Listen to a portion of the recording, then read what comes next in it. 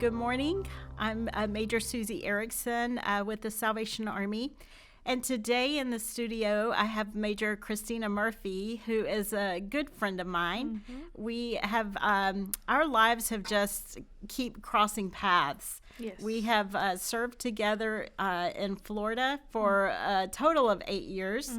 And now we are in Atlanta together. And we've had a few opportunities to get together, but not as many as we would certainly like to with schedules. But Cristina and I shared a journey together in Florida, working in ministry to women. But we share something together in our hearts, too. We are both women who did not come into motherhood the traditional or easy way. Is that right, Cristina? That's right.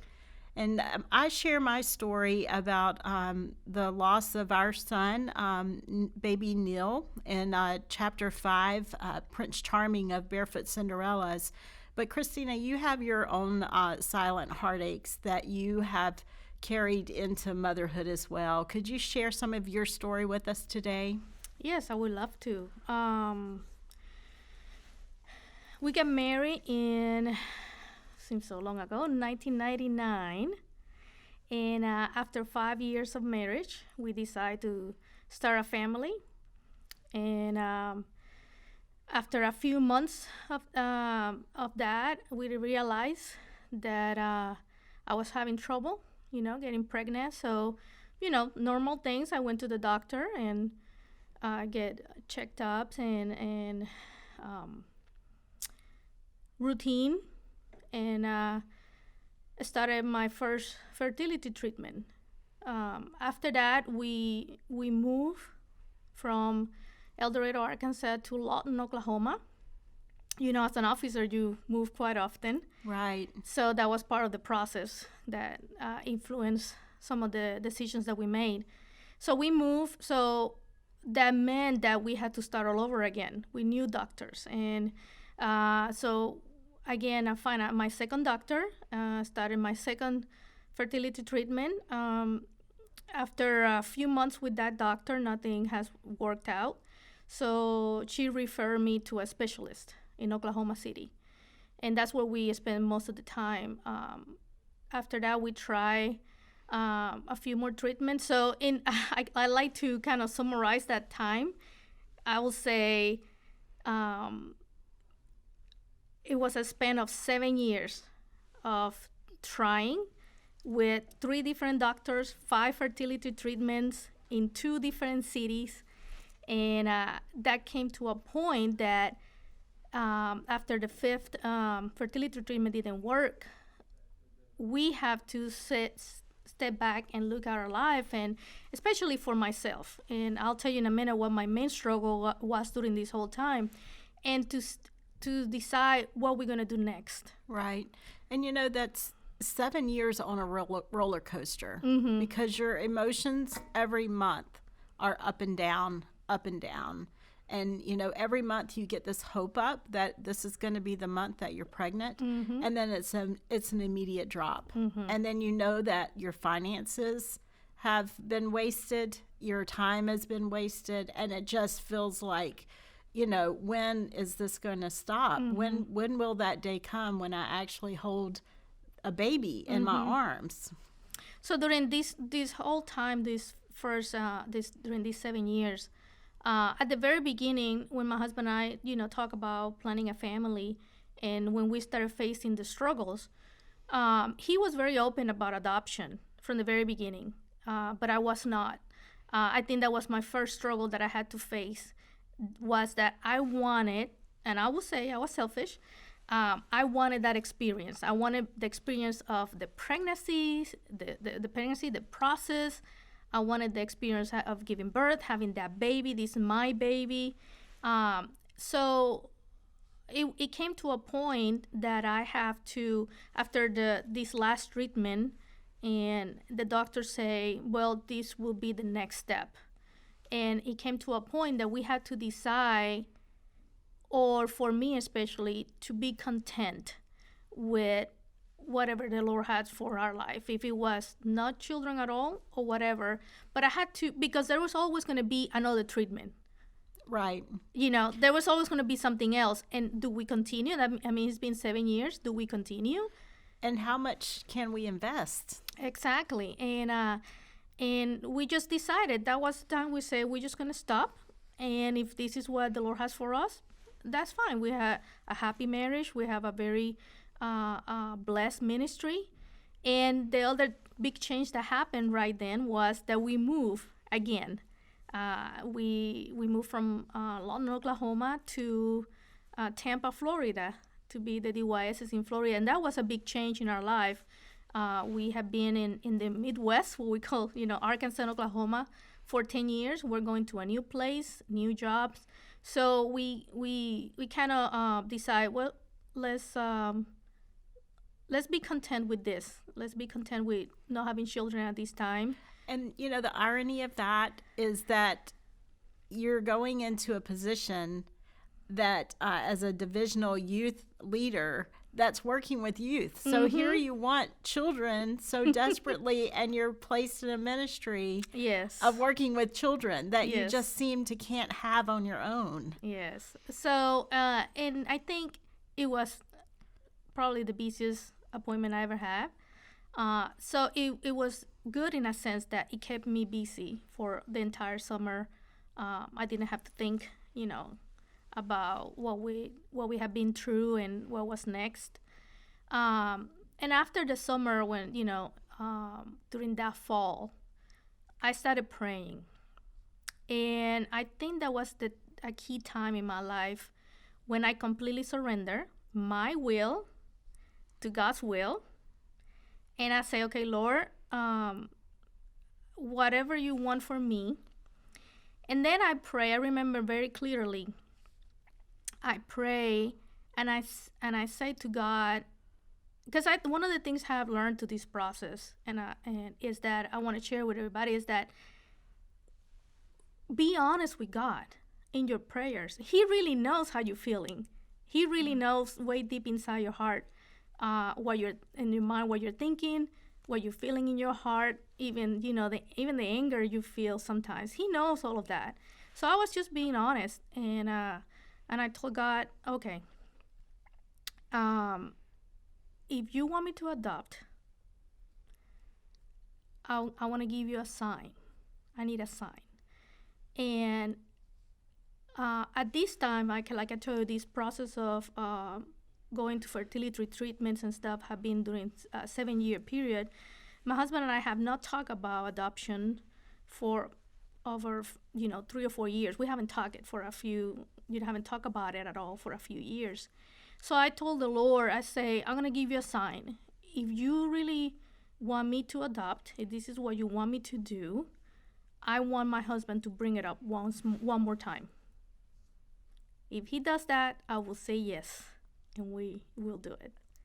And how long did it take before he brought it up? Not long. Not long, right? Not long. So that was in the fall of 2009. And I remember it was like January. We were driving, and at this time, I can't remember how far apart was, but the earthquake in Haiti, the big earthquake in Haiti has just happened. And we were driving, and my husband said, I've been thinking about this. With the earthquake that happened in Haiti, there are going to be a lot of children up for adoption. Oh, there you go. And I'm like, I started bawling. I started crying in the car. And I had to explain my husband why. So I told him what had happened, how I had prayed about exactly these words. And I told him, okay, I'm ready. I'm ready to start the adoption process. And that process, you think, okay, this is the end of the story.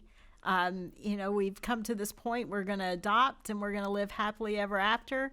But your journey didn't end there, did it? No, it started a new journey, actually, of 2 more years. So we started the process of adoption. I did some research, and I found a small Christian adoption agency in Ormond Beach, Florida. Contacted them, and we started the process. And it's a tedious process at the beginning. It's a lot of paperwork, a lot of interviews, a lot of meetings, and we went with open minds, open hearts to whatever the Lord gave us. We didn't have a choice of kid. We just whatever the Lord gave us. We were very open. So we started that process in about March of 2010. And on about August of 2010, we got a phone call. We were actually, in those days, we had a motorcycle. It was just the two of us. And we were on vacation on the road. And we got a phone call that they had a baby for us. But our paperwork was not finalized yet. Oh, wow. And the baby was due in September. We had a month. A month to get ready for a baby. A month to get ready for a baby and to finalize the paperwork. And you've been preparing in your heart for 9 years now for a baby. But it's totally different when they call and say, in a month, you're going to have a baby in your arms. That is frightening. It is. So we say yes. I remember it so clearly. We pull in a gas station, the back of a gas station, and call the agency, and we say yes. And there were some risks with that baby, and we trust the Lord with it. And when we came back, we met with the mother. The adoption process that we chose was a semi-open adoption where you meet the mom, and the mom interviews you, and if she feels that you are the right parents for her baby, she will choose you. So we did that process. We interviewed with the mom, and everything went well. She chose us, and we had an agreement that she wanted me to be with her in the delivery room, which is nothing I asked for or expected it, but it was a great blessing. And we knew it was a baby boy, and so we made all the arrangements. And sure enough, the day that she went on in labor, it was the day that all our papers were finalized. Oh, wow. The same day. So everything in your heart's telling you we're coming to the end of this journey. Yes, this is the one. The Lord has answered every prayer. Everything has worked out perfectly. So I was able to be in the delivery room for 13 hours. I saw the baby born. I got to feed him the first time. We named him. And then he was born, I can't remember, a Thursday or something like that. So the next day, the next morning, we went to the hotel. The next morning, we were going to pick him up and bring him home, right? And as we were getting dressed in the hotel that morning, we got a phone call. And the phone call said the mom changed her mind. Oh. And that was... And your heart broke all over again. Yes, it was nothing that I was expecting, even thought about, though that it was mentioned in the process, in the orientation process, but you never think it's going to happen to you. Right. And I think sometimes when we have, followed God so closely and we've leaned on him every step of our journey, when we encounter things like this, we just don't understand. We've been praying for a miracle. Everything looks like this is our miracle. And then suddenly our heart is ripped out. And it makes no sense at all. And all your friends and family, everybody that has been with you through this journey, they are hurting as well. Right. Everybody's praying for a miracle and thinks that this is the miracle, but it's not, is it? It wasn't. So that was a very hard time to go through. So we went home with an empty car seat in the car and to an empty nursery, full furnished nursery, and which stayed empty for another year. Wow. And that's the heartbreaking part. Yes. To go in every day and see that stuff and not know what to do with it. Yes. Not know whether to pick up your dream and move on or to donate it to a worthy cause, what to do in those moments. Yeah. That place became an altar to me. I prayed. I just went there and cry and pray because, after that, we had 2 more opportunities to adopt a baby girl and a set of twins. Oh. And the baby girl, the same thing happened after the baby was born. This one we didn't get to meet her, but they call us that the mother changed her mind as well. In the state of Florida, after the mother gives birth, by law, she has 48 hours to make the final decision. So those 48 hours felt like eternity every time. Yes. So and then we had the interview with the mom of the twins, which they were the ones that I was more excited about. And I remember driving and praying, and I remember clearly the Lord telling me, give them up. Those are not the ones. Those are not your babies. No. And I say, no, I don't want to. Yes, give them up. So I had to do it because they weren't the one either. She didn't choose us neither. So after that, this was in a span of, 9 months, all this roller coaster. By then, it's been almost a year since, we started the paperwork, this March of 2011. And all our paperwork expired. So we had to start over again. Oh, no. So it's just something in you that it's so easy to quit in those moments. Yeah. But I always came back out of hope. That never left me, that this will happen someday. So we started the process all over again in March of 2011. And around the same time, August, we got another phone call that there was another baby, that the mother has chosen us. And this time it felt a little bit different because something very interesting happened. We were not in the pool for adoption because our paperwork has expired. But this mom saw our picture, and they say, I want this family. But they are not ready. But you say, I want this family. Oh, wow. So okay. So they call us and told us, and we kind of process the paperwork a little bit quicker, and they told us the baby was due in October. I said, okay. So we set up an appointment a month before in September to meet with the mom and meet her and go through the regular process. But we got a big surprise. The baby came a month earlier. The day before we were supposed to meet the mom, the baby was born. And he was a preemie, right? He was a preemie. How much did he weigh? He weighed 4 pounds 3 ounces. Yes. He's not a preemie anymore. No. He weighs 80 pounds. Yeah, he's not I got so excited about that. almost fell off my stool. So he's definitely not a preemie. No, he's. We need to. Okay, go ahead. And so we started the process, and they call us. The baby was born last night. You need to come to the hospital and bring all your stuff because if she signs the paper, you take this baby with you. Wow. And we're like, okay. Now you have to imagine all this happened. We had to drive about 2 hours to get to this hospital. So we packed everything and went to the hospital, got there about 7 p.m. And met the mom. This is always a difficult time, because you're about to take her baby. And right. That's never easy. I see the love in their eyes and the pain of having to let go. And you don't always know their story of how this child came to be, and you don't know what her life journey has been. But here you are, Grace has brought you to this intersection of her life, and you're about to. She's about to entrust you, honestly, with the greatest gift that God's given to her. So this was on a Thursday evening, and we met the mom, and then we went to the nursery and met Michael.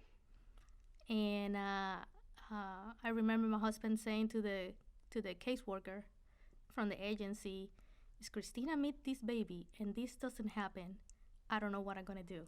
Yeah. I can't go through another one." So we met him, and we went home that night, and the 48 hours were due on Friday at 5 p.m. So that was the longest day of my life. Oh, I'm sure. Friday, we waited and waited. We didn't get the phone call until almost 5 p.m. that afternoon. Did you find that during that time you were guarding your heart and not letting yourself fall in love with this baby? Well, it was too late. I already have. Yeah. That's what happened with me. As soon as I see these babies, I'm like all over it. Right, right. But that day, a lot of friends kept texting us through the day saying, "We're praying for you," because they knew the history that we had, the journey we had been through. And so I remember I was at camp when I got the phone call, and it was the caseworker. And you can always tell if she was going to give you bad news or good news because of the tone of her voice. So she say, "Congratulations, Mrs. Murphy. The mom signed the papers." Oh, and your heart rejoiced. I literally collapsed. Yeah. I got on the floor on my knees, and I started thanking the Lord and crying. And then I had to run and tell my husband, find him and tell him. And that night we went back to the hospital and held our son in our arms. And then that's the moment that the scary part of motherhood began, right? Because Yes. he did face some health challenges Yes. being a preemie. So he was preemie, and he had some breathing issues, and he also caught some source of infection in his eyes. So he had to be transferred from Ormond Beach, Florida, which is near Daytona, to the Children's Hospital, to the NICU unit in Orlando. So they came in an ambulance and took him with all these tubes and everything. I put a little stuffed animal with him to send him. I couldn't go with him.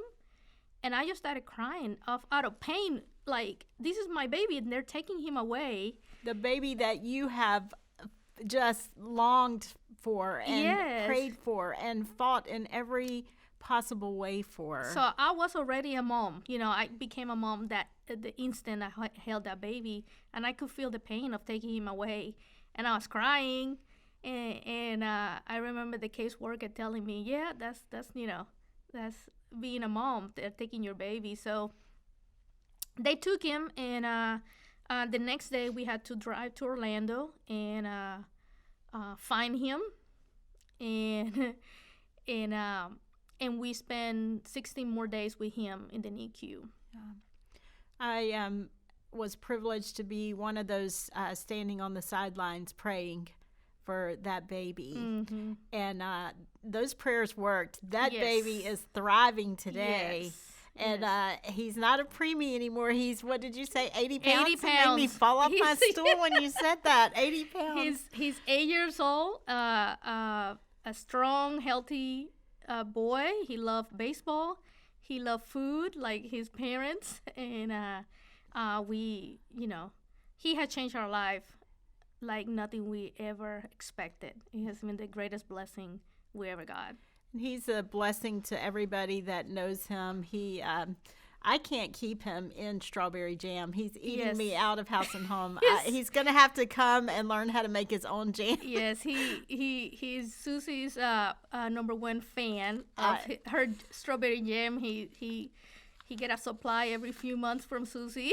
I like to feed people who love to eat. And so I love to feed Michael and send goodies home with him. Well, you have quite a journey that you've been on as a mom, and we know that our journeys never end as moms. Mm-hmm.